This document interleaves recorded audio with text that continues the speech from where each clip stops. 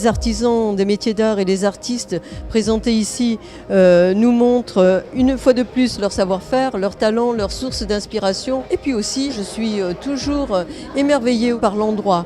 Cet endroit qui sait si bien mettre en valeur ces artistes et qui le fait avec passion et qui le fait aussi chaque fois avec créativité et surtout une attention particulière pour les mettre en lumière.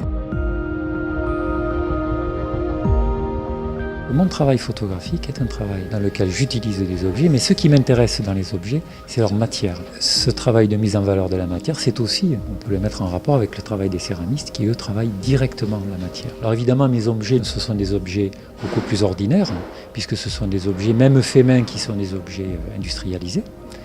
Néanmoins, mes objets ont quand même une matière riche, parce que souvent ils sont anciens, et c'est le temps qui a fait le travail que font les céramistes.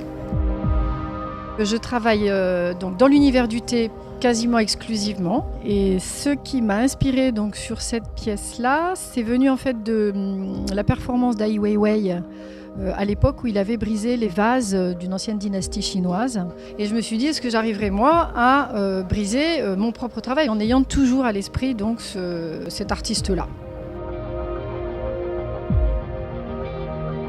Je pratique depuis une bonne douzaine d'années la technique du raku pour cette exposition.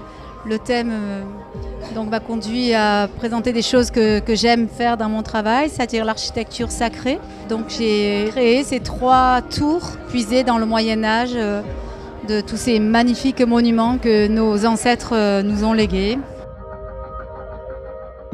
Ici, j'ai travaillé sur les 4 principes kabbalistiques qui sont émanation, création, formation, action.